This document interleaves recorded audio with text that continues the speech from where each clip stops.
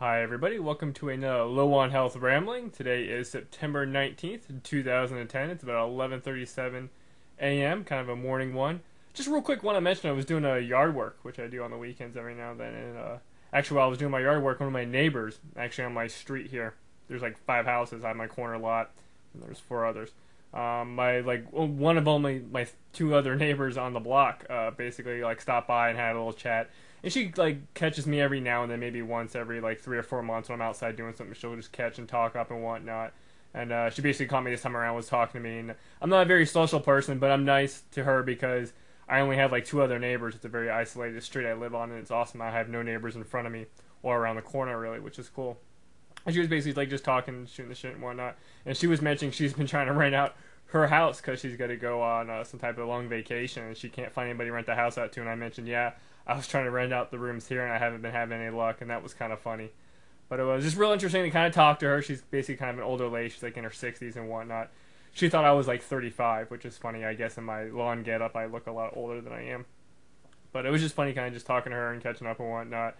And she's kind of retired and she wants to go out and travel and stuff. And I'm like, well, I just kind of sit at home, and I'm lucky if my generation gets to retire. In which case, she thought that was kind of funny, but kind of cool to kind of maybe catch up with a neighbor. Not really, but I don't know. Like back up north when I lived in Virginia, I lived in a cul-de-sac, and all the neighbors used to talk to each other, and it was very much a community.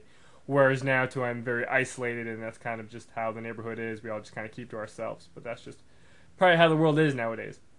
Anywho, I just wanted to mention that because that happened like less than like an hour ago. But I'm just going to move on to what I've been doing last past week. Of course, I'm going to start with a bunch of movies. I watched the movie The Losers, which is a real interesting kind of movie. It's very much kind of like a mix between the A-Team and the Expendables, in which case it's way better than the Expendables. Basically, it's kind of based off of a graphic novel or comic book, I believe, in which case it's very stylized and kind of funny and over the top. But I very much really enjoyed The Losers, and I definitely liked it more than Expendables. Not as good as the A-Team remake that they did recently, but still a good film overall, and I definitely recommend people that, if you get a chance to watch this movie called The Losers, definitely watch it. It's action-packed, and it's funny. That's what I liked about it the most. It definitely had its humor. Moving on here.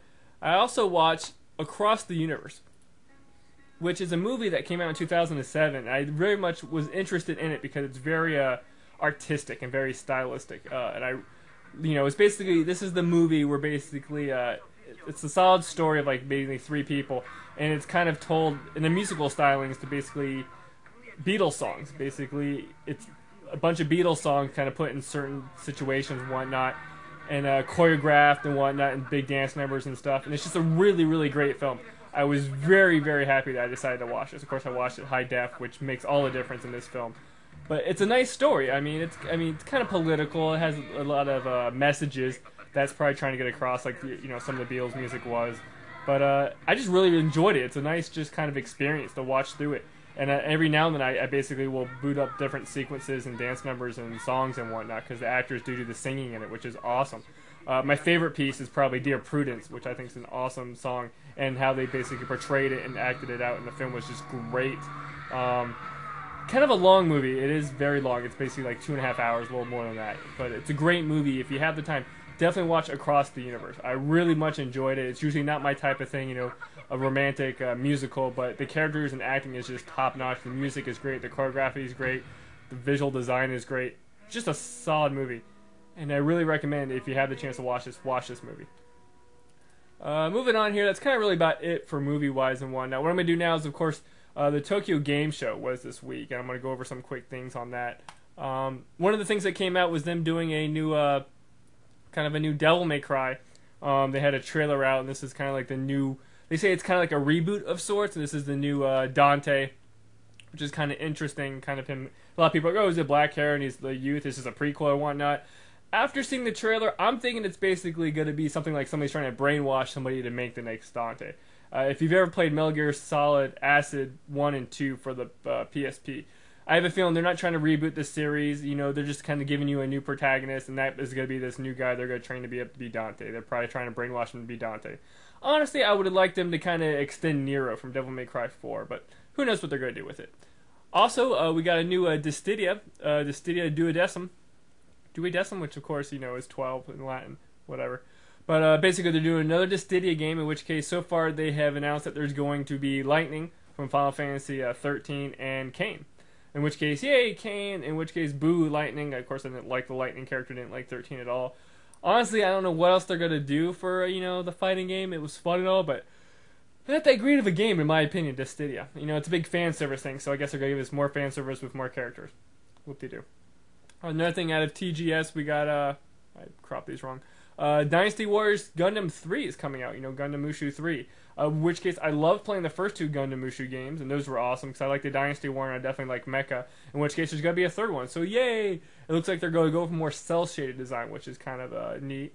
Really much enjoyed the Dynasty Warrior games, but the Gundam ones more just because they were different than that feudal Japan, in which case all of them are feudal Japan. And even the Samurai Warrior ones. But, happy to see they're going to do another one, and that's kind of cool.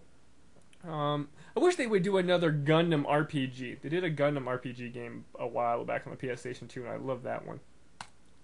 Also, we got confirmation that there is going to be a Eco and Shadow Colossus HD collection coming out, which to me is going to be awesome. Honestly, I never really played through Eco back in the day, so I'll be happy to definitely rent this up and play through it in high def. Also, Shadow Colossus in HD, which is going to be great.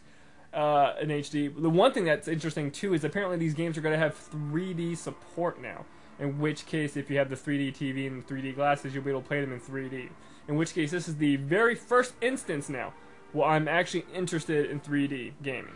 I would love to play Shadow of the Colossus like this right here. If that was in 3D, just the sense of skill in that game and being able to have that in 3D would just be awesome. And I would really much like to have a 3D TV and do that.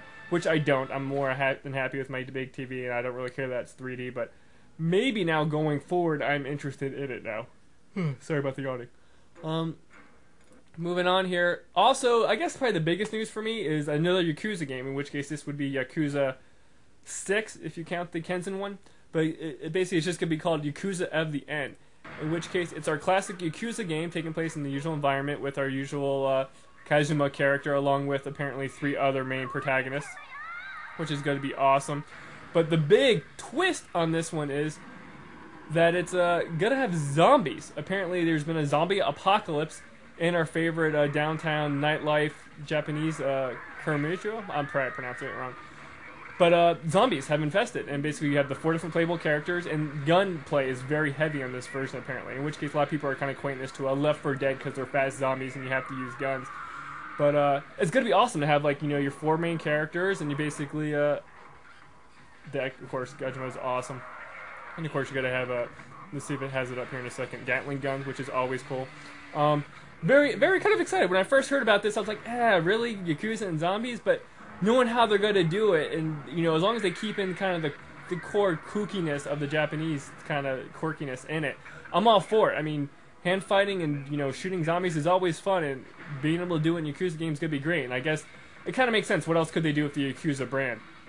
So this, I'm actually kind of was like, but now I'm kind of psyched up for. So hopefully after they bring out Yakuza 4 over here with everything intact and not everything cut out, they'll eventually bring this one out, which would just be awesome. But that's kind of really it for TGS that I kind of thought was notable. There's some other things, but not really that great.